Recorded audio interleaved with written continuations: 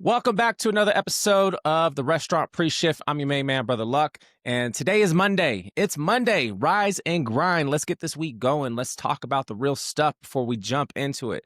So it's like 7:30 in the morning here in Colorado. I'm already up about getting at it, getting things done, and I was reflecting on some moments that I had this past week. So I had the opportunity to partner with my nephew and my brother-in-law, and we went golfing, and it was so special because we just connected, right? No phones, no meetings, no agendas, just being present in the moment.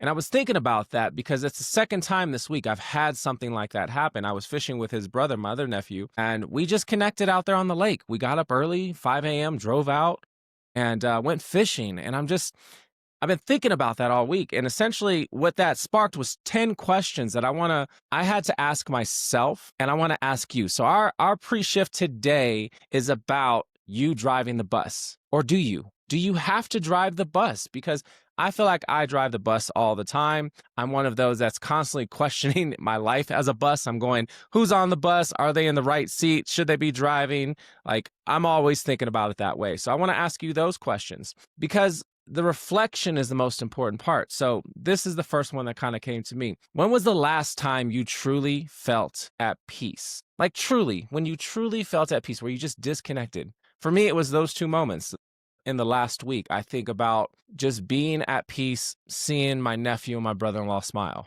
seeing my nephew cast a fishing line on a sunset. Like that was moments of peace for me. And this wasn't cameras. There was no deadlines. These were just people that I love that don't need anything from me. And for me, that's what it was. So for you, I want to ask the same question. When was the last time you felt at peace without productivity attached to it?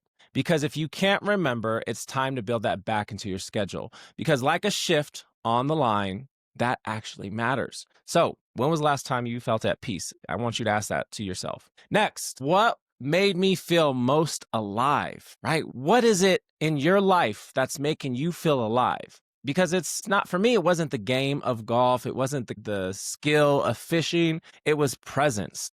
And that's where I felt most alive. I felt most alive in my presence in the moment, being surrounded by people who don't want me to perform. And I think that's something really powerful. So I want to give you 5 minutes today, no phone, no multitasking. Give someone your full attention.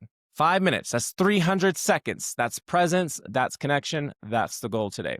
Next, when was the last time I gave myself that same kind of presence? I struggled with this answer because I couldn't really think about it. It's been a long time. I think that was actually my response. Because I pour so much into others, I forget to refill my own cup sometimes. So I want you to be thinking about that as well. This week in your schedule, are you scheduling something that feeds you, something that's filling you, something that's not about earning an applause? Like, what are you doing within your week to make you feel that you're giving yourself that same kind of 5 minutes undivided attention? Like, have that check-in. If I gave myself that space tomorrow, what would it look like? And I thought about that. Like, what would I go do tomorrow that would be something that I could give myself that space?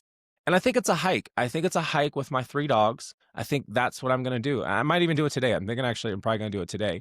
But the fact that I had to think about, like, I haven't really given myself that time or paid attention to myself. And then what does that look like for me if I do? And I think just being out there in nature, connecting with people that I love, right? Or dogs that I love that don't need anything for me. There's no pressure to perform. There's no expectation. I like those moments. And I think that's what I'm going to do is I'm going to focus on that because this is a version of me that receives. And that's something that I'm not providing for myself. And I had to think about that. That was really powerful.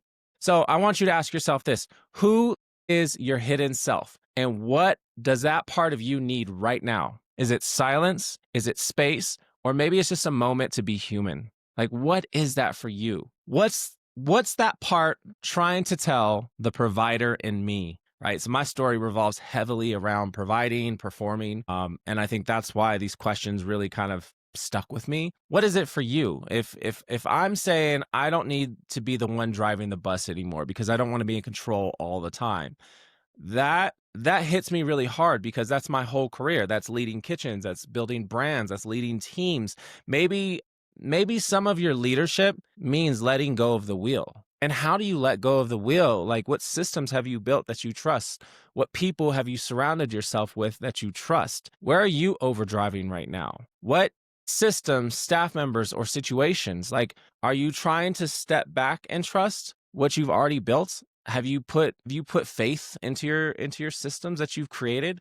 I have to ask myself that question a lot right now, like, because I need to make that time for myself. I need to be able to step back and focus on refilling my cup so I can be a better leader. Now, here's a cool one. If I stepped off the bus, would it still move? For my chefs out there, for my very, A-type personalities, it's hard to let go. I mean, will it still move if you walk away? Will it still move if you take a day off? Will it still move if you take a vacation? Especially early in my restaurant career, I opened restaurants that would crumble when I walked away. And that was simply, I didn't have good systems. Things were in my head. They weren't on the walls. They weren't trained to the staff. They weren't communicated. This is where I missed so much opportunity and why things broke every time I walked away. So, I think that's where you've got to start to kind of trust your process, train your team, set the tone, see what happens when you don't hover, empower. Because more and more often than not, I will find that individuals will surprise me with their ingenuity, their initiative, the way that they approach the situation. And it's my job to kind of shape that, guide that, coach that, direct that, help them out with that. What could I trust enough to keep moving without me? So when I think about, like, what do I trust? Where is my safe place? Who is my safe place? When I think of my world and the individual that first comes to mind is my wife, because she's my balance. She allows me to be me for me with no judgment, just love, like undying love. And I think when I get filled with that, that's my anchor. So what's your anchor? What is the person or principle that steadies you when you're off balance? Are you reaching out to them and telling them thank you? Because that's such an important part. Sometimes we take that for granted because we're so used to it, right? They say we're hardest on the ones we love because we don't think they'll go anywhere. Think about that part. What makes me feel safe, especially with her? Like, what makes me feel so safe with her? And I've been thinking about that question as I was writing my answer. She accepts me for every part of who I am. She accepts me for every part of who I am. Not the curated version, not the chef on camera, just me. And it stems from, years ago, she asked me, am I talking to chef or am I talking to brother? And I did not like that response, which actually forced me to say, I've got to bridge these two people, because in my work life, I created a persona that was the exact opposite of who I was as a person. And the struggle with that, the challenge with that is I was always having to turn it on when I was at work. And it was so draining. And eventually I think I came to the realization that I had to go back to understanding that I created this persona of characteristics that weren't me because I was uncomfortable with them. So I had to learn how to embrace this persona that I created at work, to embrace that into my own life and become one person, if that makes sense. So I think that's what makes me feel so safe with her, is that she is comfortable telling me, who am I talking to, right? She can recognize the difference. She knows me and loves me for me. And I think there's something very powerful for you. Number 10, right? Monday morning, I'm getting deep with y'all. What would happen if I offered myself that same acceptance? I think I finally start to heal those insecurities that whisper I'm not good enough. Like, that's my fear, right? Imposter syndrome, a victim's mentality. I'm not good enough. That plays over and over in my head. It's a constant battle that I have to fight. And I think a lot of you out there have to fight that same battle. You're not alone in that. I think that's first and foremost that we have to say, because the truth behind most of us, especially in hospitality, is we keep proving our worth through service because we're afraid to stop and see if we're already enough. That part. Today, I want you to practice self-acceptance like it's your mise en place, like you're getting ready for your day. Self-acceptance is everything. I want you standing in front of that mirror, and I want you to say this before you begin your project, before you clock in today.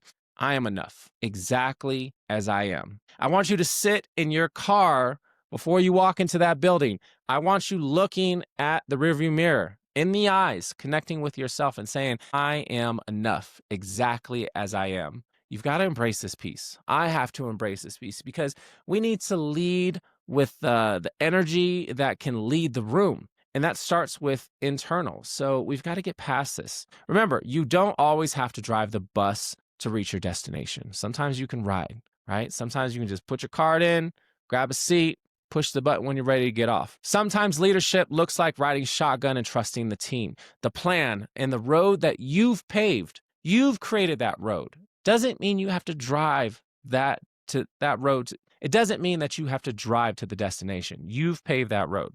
So let someone else take the wheel for a bit. That's your goal this week, right? Let someone else take the wheel for a bit. Give yourself permission to receive. Number 3, and the final.